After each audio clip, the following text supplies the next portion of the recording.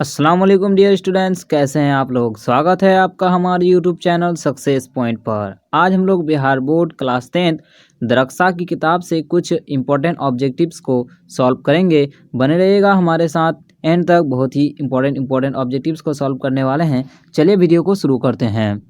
Video शुरू करने से पहले आपसे एक रिक्वेस्ट है कि अगर आप हमारे चैनल पर नए आए हैं तो चैनल को सब्सक्राइब करके बेल आइकन प्रेस कर दें, ताकि जब भी मैं एक नया वीडियो अपलोड करूं उसका नोटिफिकेशन आपको सबसे पहले मिल सके।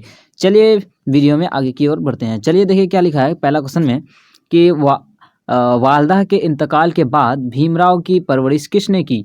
खाला, फूफी, ताई या दादी ने? तो किसने की थी भीमराव की परवरिश किसने की थी सर? उसकी अम्मी के इंतकाल के बाद आपका उनकी फूफी ने। ठीक है, किसने? फूफी ने। उनकी फूफी ने की थी, यानी कि उनके अब्बू के बहन ने की थी। ठीक है सर। चलिए नेक्स्ट क्वेश्चन की ओर बढ़ते हैं। क्या लिखा है कि आपके निशाबी किताब में लुत्फुर रहमान का कौन सा मजमून शामिल है?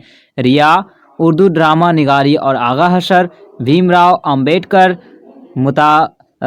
मकातिब। ठीक है, तो आपका कौन सा लुत्फुर रहमान का कौन सा मजमून आपका निशाब में है सर? आपका किताब में कौन सा है? उर्दू ड्रामा निगारी और आगा हशर, यानी कि ऑप्शन नंबर बी आपका करेक्ट हो जाएगा सर। ठीक है, नेक्स्ट क्वेश्चन की ओर बढ़ते हैं। देखिए क्या लिखा है नेक्स्ट क्वेश्चन में कि आपका आगा हशर कश्मीरी का ताल्लुक किस सिन्फ से है? शायरी, अफसाना, ड्रामा या फिर आपका तनकीद? यानी कि आगा हशर का ताल्लुक किस सिन्फ से है? आपका ड्रामा से, यानी कि आपका वो ड्रामा लिखते थे। ठीक है सर। चलिए नेक्स्ट क्वेश्चन की ओर बढ़ते हैं। क्या लिखा है कि आर्यभट्ट की पैदाइश कहाँ हुई थी? बिहार, झारखंड, अजिया या फिर आपका बंगाल में? तो आर्यभट्ट की पैदाइश कहाँ हुई थी सर? सबको पता है कि आपका बिहार में हुई थी। ठीक है, बिहार के खगोल में हुई थी। ठीक है सर। नेक्स्ट क्वेश्चन की ओर बढ़ते हैं। क्या लिखा है कि आर्यभट्ट ने अपना तजुर्बागाह कहाँ कायम किया था? त्रिगना, गया, खगोल या फिर आपका पटना में? ठीक है, आपका कहाँ पे किया था? आर्यभट्ट ने अपना तजुर्बा का कहाँ खोला था सर? आपका तरेगना में। कहाँ खोला था? तरेगना में, यानी कि ऑप्शन नंबर ए करेक्ट हो जाएगा। चलिए सर नेक्स्ट क्वेश्चन की ओर बढ़ते हैं। क्या लिखा है कि आर्यभट्ट का ताल्लुक किस दौर से था? मुगलिया दौर, मौर्य दौर, गस्त दौर या फिर आपका ब्रिटिश दौर? तो आर्यभट्ट का ताल्लुक किस दौर से था सर? आपका गुप्त दौर से था। यहाँ गस्त दौर हो गया है, कौन सा दौर से था? गुप्त दौर से था। ठीक है सर, याद रखिएगा कौन सा दौर से था? आपका गुप्त दौर से था उनका ताल्लुक। ठीक है सर, कौन सा दौर से था? गुप्त दौर से था, यानी कि ऑप्शन नंबर सी आपका करेक्ट हो जाएगा। ठीक है सर। नेक्स्ट क्वेश्चन की ओर बढ़ते हैं। क्या लिखा है कि आर्यभट्ट ने किस साइंसदान की रहनुमाई की थी? गैलीलियो, पाइथागोरस या फिर एडिसन या फिर आपका न्यूटन? किसकी रहनुमाई की थी सर? आपका ये आर्यभट्ट ने आपका किसकी रहनुमाई की थी? पाइथागोरस की रहनुमाई की थी। नेक्स्ट क्वेश्चन की ओर बढ़ते हैं। क्या लिखा है कि आर्यभट्ट की वफात कितने उम्र में हुई थी? ठीक है, कितने उम्र में हुई थी? 89 साल, 88 साल, 87 साल या फिर आपका 86 साल? तो कितने वर्ष की उम्र में हुई थी? आपका 88 साल की उम्र में हुई थी आर्यभट्ट की वफात। चलिए नेक्स्ट क्वेश्चन की ओर बढ़ते हैं। क्या लिखा है सर कि आपका कि चांद का तवाफ कौन करता है? ठीक है, यानी कि चांद आपका किसका तवाफ करता है, ये क्वेश्चन है आपका। ठीक है सर, जमीन, सूरज या मुश्तरी या फिर अतारा? तो चांद किसका तवाफ करता है? आपका जमीन का तवाफ करता है। जमीन यानी कि पृथ्वी का तवाफ करता है चांद, घूमता है। ठीक है सर, तवाफ करना माने घूमना होता है। चलिए नेक्स्ट क्वेश्चन की ओर बढ़ते हैं। क्या लिखा है कि नज़ीर अहमद की पैदाइश कब हुई थी? 1836, 1838, 1835 या फिर 1837 को? नज़ीर अहमद की पैदाइश कब हुई थी सर? नज़ीर अहमद, जिसको डिप्टी नज़ीर अहमद बोलते हैं, उसकी पैदाइश कब हुई थी? 1836 को हुई थी। ठीक है सर, 1836 को, ऑप्शन नंबर ए करेक्ट हो जाएगा। नेक्स्ट क्वेश्चन की ओर बढ़ते हैं। क्या लिखा है कि नज़ीर अहमद के वालिद का क्या नाम था? शहादत अली, शहादत अली, करामत अली या लियाकत अली? तो नज़ीर अहमद के वालिद का क्या नाम था सर? आपका ऑप्शन नंबर ए करेक्ट हो जाएगा, यानी कि शहादत अली उनके वालिद का नाम था। ठीक है सर। नेक्स्ट क्वेश्चन की ओर बढ़ते हैं। क्या लिखा है कि गालिब के आबाओ अजदाद किस मुल्क से हिजरत करके हिंदुस्तान आए थे? इराक, ईरान, तेहरान या फिर अफगानिस्तान? तो गालिब के जो आबाओ अजदाद है किस मुल्क से आए थे सर? आपका हिंदुस्तान तेहरान से आए थे। कहाँ से आए थे? तेहरान से। याद रखिएगा, बहुत इंपॉर्टेंट है। ऊपर जितने भी क्वेश्चन हमने सॉल्व किए ना सर, ये सारे के सारे आपका VVI है, सब के सब आपका एग्जाम में पूछे जाते हैं सर, याद रखिएगा, आप नोट कर सकते हैं इसको। चलिए नेक्स्ट क्वेश्चन की ओर बढ़ते हैं। क्या लिखा है कि गालिब की वालदा का क्या नाम था? मेहरुन्निसा, इज्जतुन्निसा, असमतुन्निसा या फिर आपका अफतुन निशा। तो क्या था सर, गालिब की वालदा का क्या नाम था आपका? इज्जतुन निशा नाम था। क्या नाम था? इज्जतुन निशा। ठीक है सर, क्या नाम था? इज्जतुन निशा। चलिए नेक्स्ट क्वेश्चन की ओर बढ़ते हैं। क्या लिखा है कि गालिब का पहला तखल्लुस क्या था? असद, अशअद या अशअद या फिर इनमें से कोई नहीं। तो गालिब का पहला जो तखल्लुस था वो क्या था सर आपका? असद था। क्या था? असद था। बाद में आपका क्या हो गया था? गालिब। ठीक है, बाद में क्या हो गया था?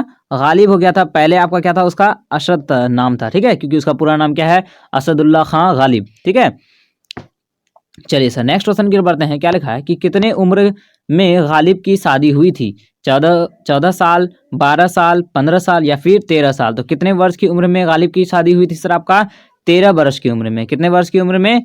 13 वर्ष की उम्र में। याद रखिएगा, बहुत इंपॉर्टेंट है सर। वीडियो में आगे बढ़ने से आपसे एक रिक्वेस्ट है कि अगर आप हमारे चैनल पर नए आए हैं तो चैनल को सब्सक्राइब करके बेल आइकन प्रेस कर दें। साथ ही अगर आपको वीडियो अच्छी लग रही है तो एक फटाफट लाइक भी कर दीजिएगा। चलिए नेक्स्ट क्वेश्चन की ओर बढ़ते हैं। क्या लिखा है सर? गालिब ने कुल कितने खतूत लिखे? 900, 800, 1000 या फिर 700। तो गालिब ने कुल कितने खतूत लिखे थे? खतूत माने खत।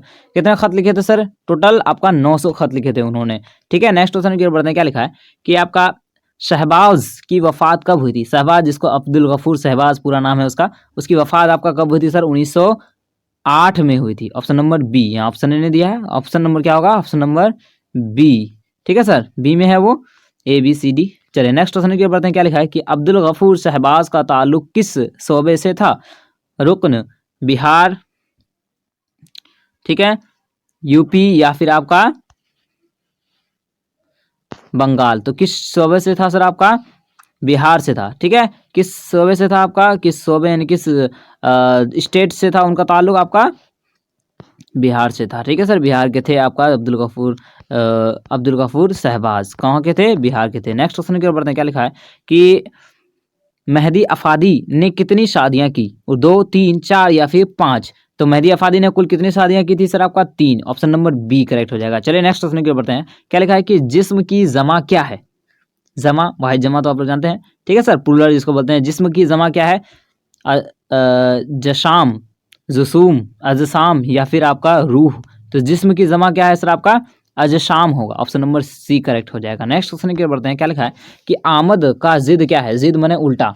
ठीक है, आमदनी, रफ्त, इमदाद या फिर मदद। तो आमद का जिद क्या होता है सर आपका?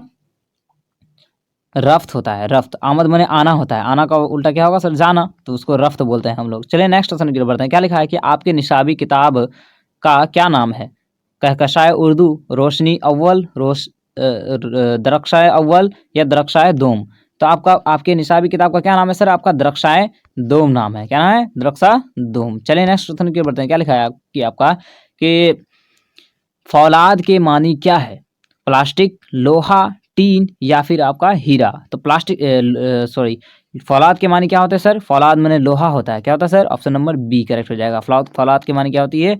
लोहा होती है। चलिए नेक्स्ट क्वेश्चन की ओर बढ़ते हैं। क्या लिखा है कि दर्ज झेल में लाहिका की तलाश कीजिए। बाशऊर, बाअदब, अक्लमंद या फिर लाहासिल। तो लाहिका किसको बोलते हैं सर? जो लास्ट में, यानी कि आपका बाद में आकर के किसी लफ्ज के बाद में आकर के उसका क्या कर देता है? मानी को बदल देता है, उसको हम लोग क्या बोलते हैं? लाहिका बोलते हैं। तो आपका इनमें कौन लाहिका है? अकलमंद।